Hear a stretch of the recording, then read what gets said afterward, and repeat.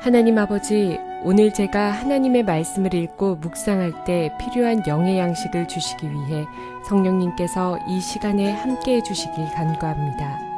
예수님 이름으로 기도합니다. 아멘. 오늘 우리에게 주시는 하나님의 말씀입니다.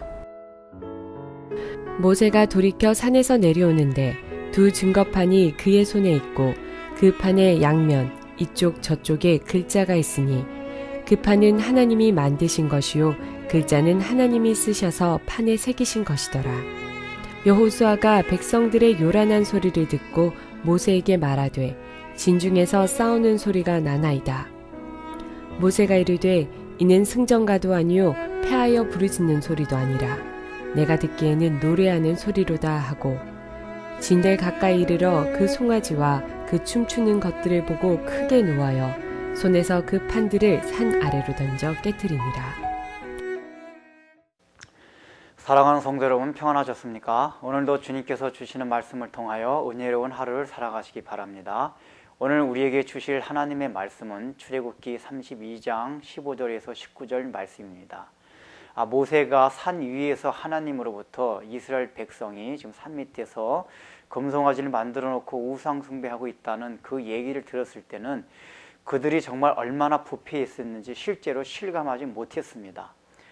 그래서 그가 아마 하나님께서 이스라엘 백성을 그것 때문에 진멸하시겠다고 그렇게 심판하시겠다고 말씀하실 때에 그 마음에 좀 의아한 마음이 들었을지도 모릅니다.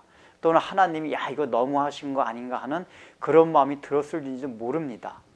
그런데 지금 모세가 이제 산에서 내려오고 있습니다. 여호수아와 함께 내려오고 있는데 지금 멀리서 이스라엘 백성들이 그 금송아지를 만들어 놓고 그 앞에서 축제하면서 광란의 분위기 속에서 그 송아지한테 예배 드리고 있는 모습을 보게 되었고 듣게 되었습니다.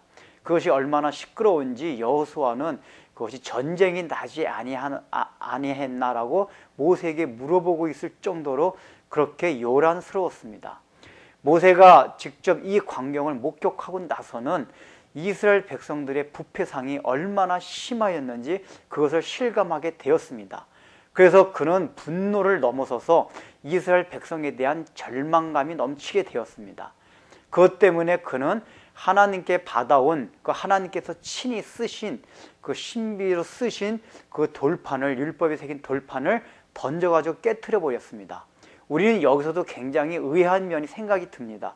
아니 어떻게 아무리 화가 나기로서니 그런 장면을 목격하기로서니 모세가 하나님께서 직접 써주신 그 거룩한 돌판을 율법이 새긴 돌판을 던져버릴 수가 있을까? 이것은 어떻게 보면 하나님께 대한 모독이 아닐까라는 생각이 들 수도 있습니다. 그런데 나중에 보시면 알겠지만 하나님께서 모세의 이 행동을 전혀 책망하지 않으셨습니다. 즉 이 행동이 괜찮았다는 것입니다. 그렇다면 모세가 왜 이 행동을 했겠습니까? 그는 단순하게 분노에 넘쳐가지고 그걸 절제하지 못해가지고 하나님께서 주신 그 돌판을 던져버린 것이 아닙니다. 그나마 산에서 내려오기 전까지는 그가 이스라엘 백성에 대한 일말의 기대감이 있었습니다. 내려가가지고 얘기를 잘하여서 그 사람들을 회개시킬 수 있을 것이다. 그래서 하나님 앞에 회개시켜 놓고 다시 한번 우리가 하나님의 심판을 면할 수 있도록 그들과 함께 기도해야겠다. 이런 마음이 있었을 것입니다. 그러나 그가 막상 우상 숭배 앞에서 광란을 하고 있는 이스라엘 백성들을 실제로 목격하고 난다면은 이제는 그 분노가 아니라 절망감에 쌓이게 된 것입니다. 이래서 하나님께서 이스라엘 백성들을 완전히 진멸시키겠다고 심판하시겠다고 말씀을 하셨구나 한 것을 깨닫게 된 것입니다. 이스라엘 백성의 실상을 알게 된 것입니다. 우리는 보통 하나님의 심판을 얘기할 때 어떤 때 하나님이 너무 심하다고 생각할 때가 있습니다. 왜냐하면 그것을 인간적인 기준에서 생각하기 때문입니다. 하나님께서 산 위에서 모세에게 이스라엘 백성이 부패했다고 말할 때 모세의 기준으로 그 부패를 생각했을 것입니다. 그러나 하나님이 생각하는 부패의 기준은 하나님의 말씀이 전혀 받아들이지 아니하는 것을 말합니다. 아무리 하나님이 말씀해 주셔도 그 사람의 마음에 전혀 변화가 없는 것을 성경에서는 그걸 부패했다고 하고 그것을 방탕한다고 표현하고 있습니다. 우리는 보통 하나님이 너무하고 하나님이 굉장히 예수 안 믿는 사람은 하나님이 악하다고까지 표현하는데 왜 그렇습니까? 뭐 이런 거 정도 가지고 하나님이 그렇게 세상을 심판하고 진멸하고 하는 그렇게 하나님에 대해서 이해를 하지 못합니다. 왜 그렇습니까? 인간이 생각하는 부패의 기준과 하나님이 생각하는 부패의 기준이 다르기 때문입니다. 하나님은 이 율법의 말씀이, 하나님의 말씀이 그 마음속에서 전혀 작동하지 않을 때 그것을 통해서도 전혀 변화받지 못한 사람들을 보고 부패했고 썩었다고 표현하고 있습니다. 그러나 오늘날 우리가 그렇습니까? 하나님의 말씀을 받고 전혀 변화가 없어도 우리가 살아가면서 윤리 도덕적으로 큰 죄만 짓지 않으면은 우리는 우리가 크게 잘못됐다고 생각하지 않습니다. 그것 때문에 하나님으로부터 큰 심판을 받는다고, 하나님으로부터 큰 진노가 임한다고 생각하지 않습니다.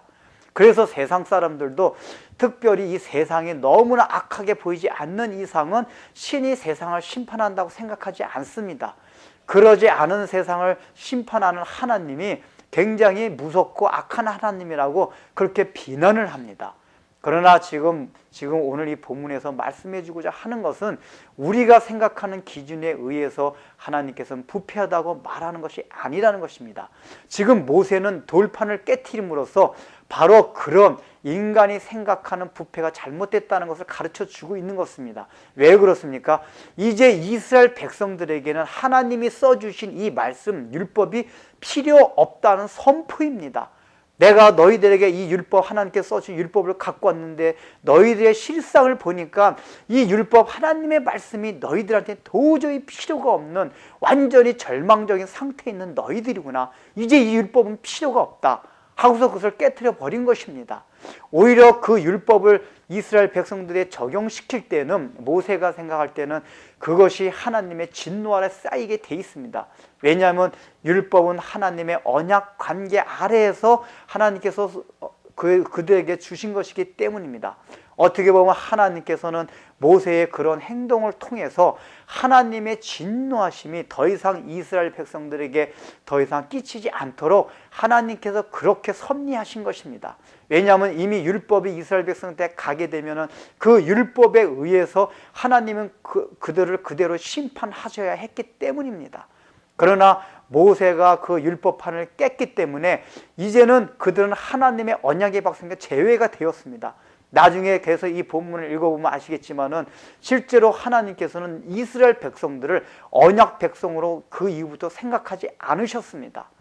그렇기 때문에 이 일을 통해 가지고 나중에 다시 하나님으로부터 그 율법을 받게 되는 것입니다. 오늘날 우리는 어떻습니까? 말씀의 홍수 시대에 살아가고 있습니다. 그래서 오히려 말씀에 의해서 변화받기가 굉장히 힘듭니다. 어느 때든지 어느 장소에서든지 말씀을 들을 수 있기 때문에 말씀을 귀히 여기지 않습니다. 이 말씀을 통해서 내가 변화받으려고 생각하지 않습니다. 그래서 아무리 많은 말씀을 들어도 우리 가운데 변화되는 일이 굉장히 적습니다. 하나님께서는 그것을 말씀해 두고 있는 것입니다. 바로 너희와 같은 그 시대가 부패한 시대라고 말씀하고 있는 것입니다.